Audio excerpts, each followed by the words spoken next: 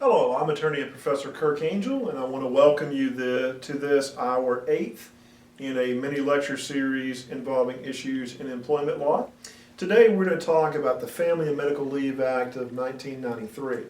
However, before we begin our mini lecture this evening, I want to point out to you that this lecture is for educational purposes only and is not meant to serve as legal advice. If you're facing a serious issue at work, you should contact an employment attorney in your jurisdiction. The Family and Medical Leave Act of 1993 is often referred to as FMLA, and any leave taken pursuant to the Family and Medical Leave Act is often referred to as FMLA leave. The FMLA oftentimes creates problems for employees with respect to understanding of what their rights are. It also creates problems for employers with respect to their responsibilities under FMLA. We're not going to be able in this lecture to get into those specifics. We're going to talk generally about the requirements of FMLA, who's eligible, and what they're entitled to. First, FMLA only covers employers who have 50 or more employees or employees of public agencies, such as schools.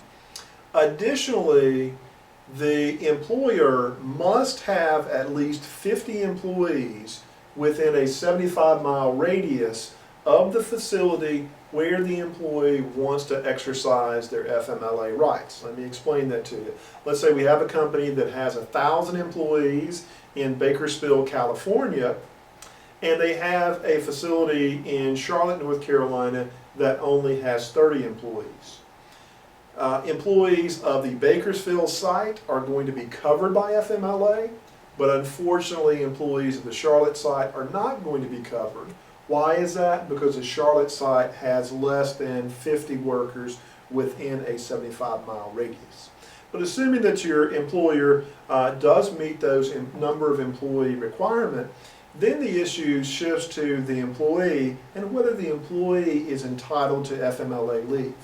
To be entitled to FMLA leave, an employee must have worked at least 12 months for the employer and must have accrued at least 1,250 hours of work with the employer within the 12 months preceding the FMLA leave. Now, if the employer is covered because they have enough employees and the employee is covered because they've worked for the employer long enough, then the employee is entitled to 12 weeks of leave per 12-month period. Very important to remember that the FMLA does not require this leave to be paid.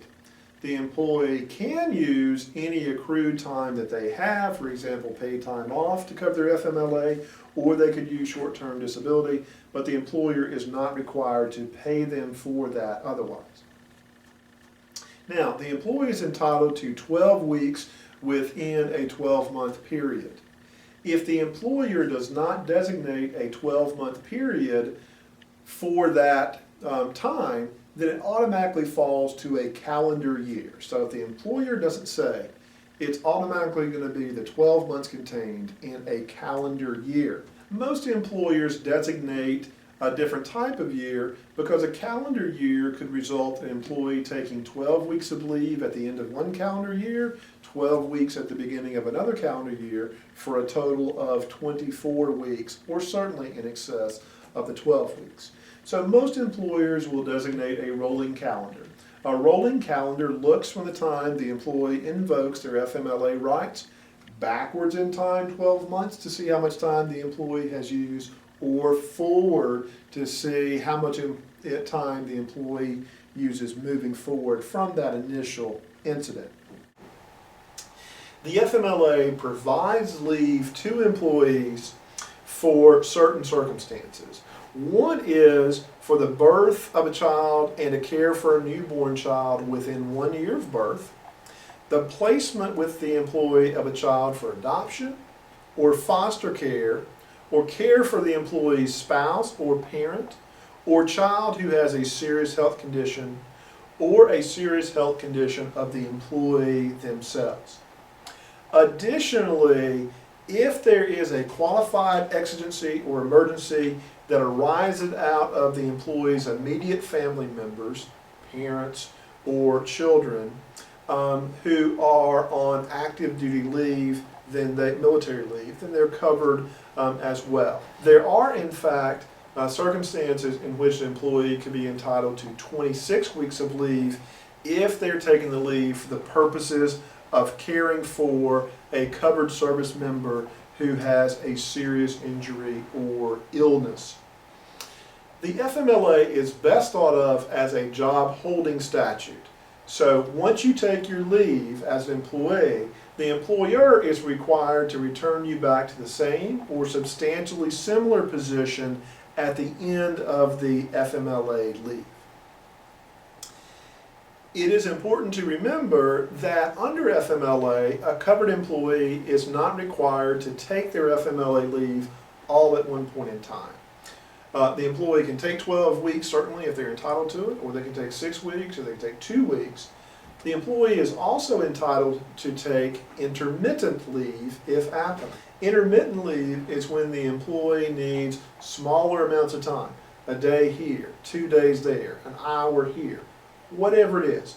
As long as the employee's doctor has approved or given the appropriate certifications to the employer, then the employee is entitled to use that 12 weeks on intermittent basis, or basically here or there. And of course that would be to care for a chronic condition of some type. I'm attorney and Professor Kirk Angel. Thank you.